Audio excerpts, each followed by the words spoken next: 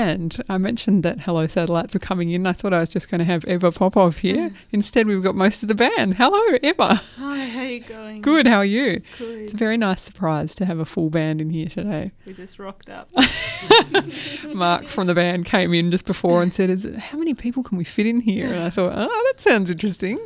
So congratulations on the debut record. The self-titled is out. Well, you're launching it this weekend. Yep. How's it been putting all that together? Because you come from you've done a fair bit of solo work, haven't you?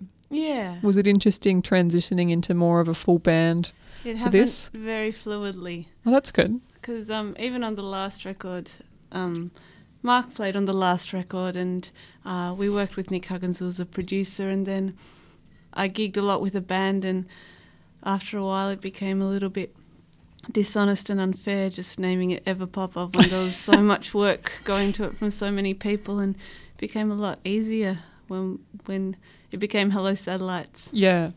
And so had you written most of the songs once you got into the studio, or did some of them kind of come about through the band collaboration as well?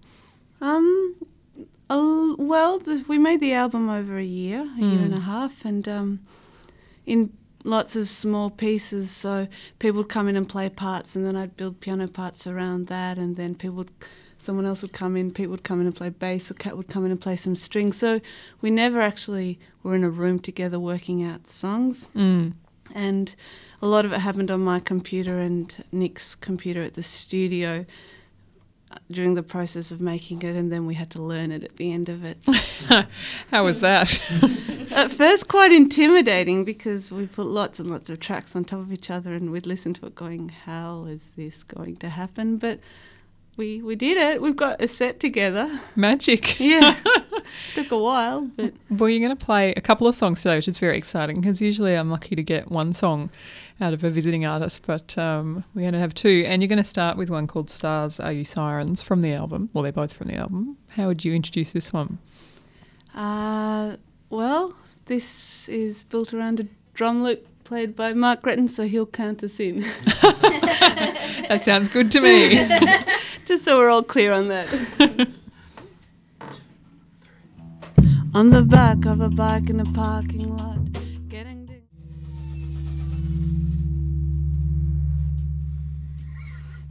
Beautiful. Thank you so much. What a treat to have a whole band in here. Sounds amazing. Well, not a whole band, but close to a whole band. So having put the record together over so long, are you sort of already thinking of what else you could do with the band? Because, a year, that's a long time to be kind of percolating songs. It is, isn't it? It's a really long time.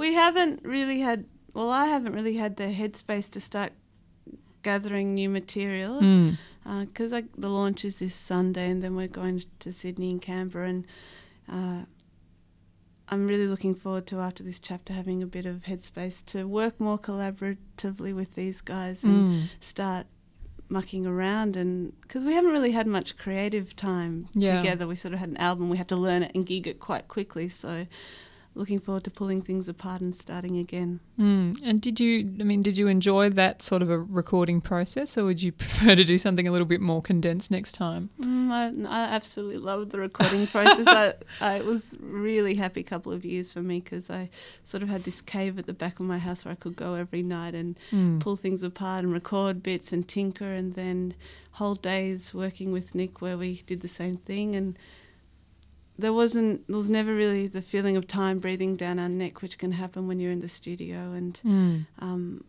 that space and that time was a real luxury. Yeah, and you've signed with Two Bright Lakes. Do you sort of feel like that's going to allow you to continue to work in a similar fashion?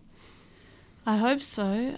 They're not going to turn up on Sunday afternoon, start cracking the whip and tell you you've got to get into the studio and write 5 new songs right now. That's true. No, there's never been that sort of relationship. I feel very much with Two Bright Lakes that they're all very creative people working on their own projects and other people's projects, and it's more a support network rather than and they're very helpful and they help with the organisation, but it's very much a bunch of artists helping each other, which has been really lovely.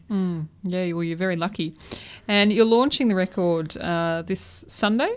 at the Northcote Social Club. That's right. A matinee show, so don't show up. Well, you show up in the evening. There's great people playing in the evening too, but if you want to see us, doors open at 2 p.m. That's a nice change from the usual, actually, doing a matinee on a Sunday. Yeah, I'm really happy about it. That's great. Yeah. And, if people are feeling particularly rock and roll, they can do an all-dayer. Exactly.